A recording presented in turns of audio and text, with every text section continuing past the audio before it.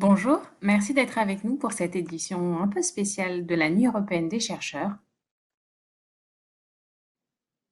Cette année, nous voulions donner la parole à des chercheurs qui bénéficient ou qui ont bénéficié de financements européens. C'est votre cas. Pouvez-vous vous présenter? Bonjour, je m'appelle Pascal Zaraté, je suis professeure à l'université Toulouse 1 Capitole depuis une dizaine d'années.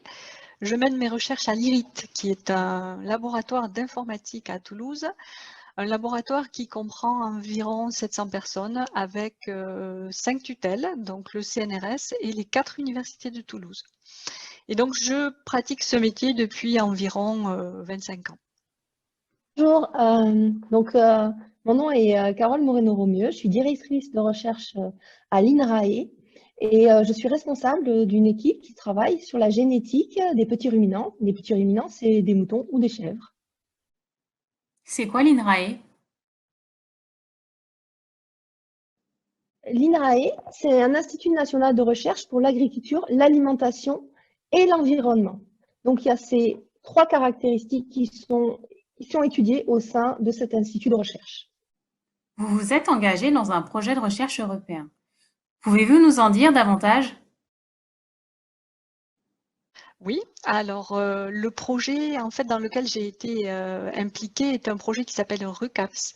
C'est un projet qui a bénéficié d'un financement de l'Europe dans le cadre du programme Horizon 2020 et un sous-programme qui s'appelle RISE, qui veut dire Research Innovation Staff Exchanges, dont le principe est l'échange entre différents partenaires. Donc on reçoit des partenaires pendant un mois et on va visiter nos partenaires pendant un mois.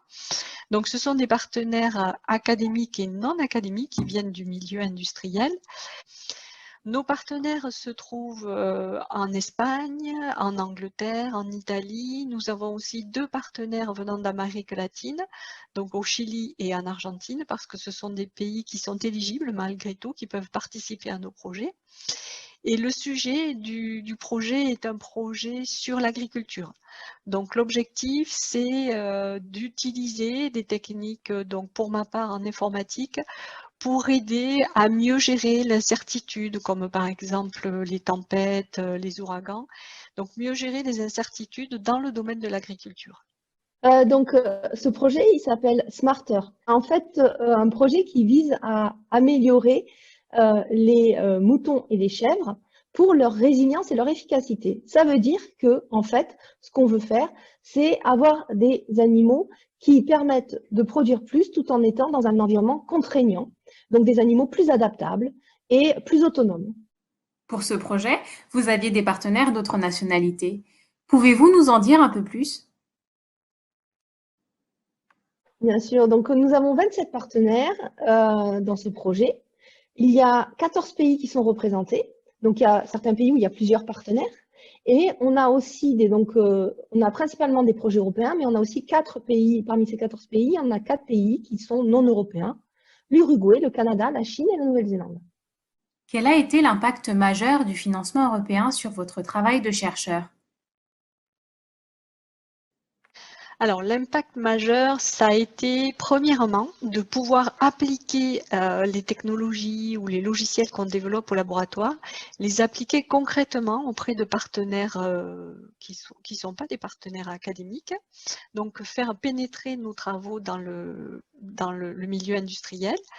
C'est le premier élément. Le deuxième élément majeur, ça a été de pouvoir rencontrer des équipes avec lesquelles j'aurais pas été forcément amenée à travailler. Par exemple, je pense à l'équipe d'Argentine, à l'université de La Plata, avec qui nous avons développé de très fortes collaborations. Donc quand je parle d'équipes, ce sont des équipes de recherche. L'acquisition d'un financement européen, c'est pas anodin. C'est 2 ans de travail avant pour déposer un projet. Et ce travail, il se fait en collaboration entre des équipes de recherche à travers le monde, comme on l'a vu, mais aussi avec des éleveurs et des associations d'éleveurs qui travaillent pour la sélection de ces animaux de manière à améliorer les races qui sont utilisées en production.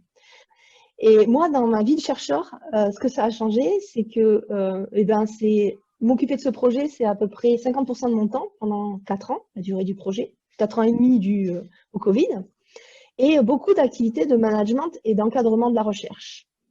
Donc, je fais moins de recherche par moi-même. Des fois, c'est un petit peu frustrant, mais c'est un beau projet qui avance et c'est un bon effort collectif, un bel effort collectif.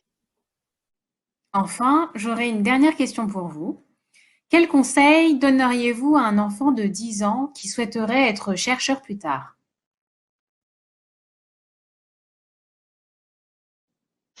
Alors ça c'est une question, une bonne question. Je lui donnerai comme conseil de bien choisir le sujet sur lequel il va travailler parce que la recherche, bon, c'est un travail, mais c'est aussi beaucoup d'investissement. Donc il faut que ça plaise beaucoup, que le sujet plaise beaucoup à la personne qui fait la recherche. Voilà. Alors, d'abord, la première qualité d'un chercheur, c'est la curiosité. Ensuite, c'est un métier où on peut réellement s'épanouir. C'est un métier où on est libre de choisir ses recherches, même si bien sûr il y a un cadre. Mais on est libre de les faire évoluer à partir du moment où ça reste dans la demande sociétale et la demande des instituts pour lesquels on travaille.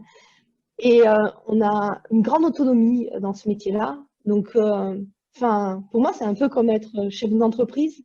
C'est-à-dire que je fais évoluer mon travail un petit peu selon mes convictions. Mais par contre, il y a, voilà, c'est au niveau de la réflexion, c'est un peu comme le chef d'entreprise. Après, au niveau, c'est vrai, salarial, c'est un peu différent. On est payé par l'État et voilà. Pascal Zaraté, Carole Moreno-Romieux, merci beaucoup d'avoir consacré un peu de votre temps pour répondre à nos questions. Au revoir.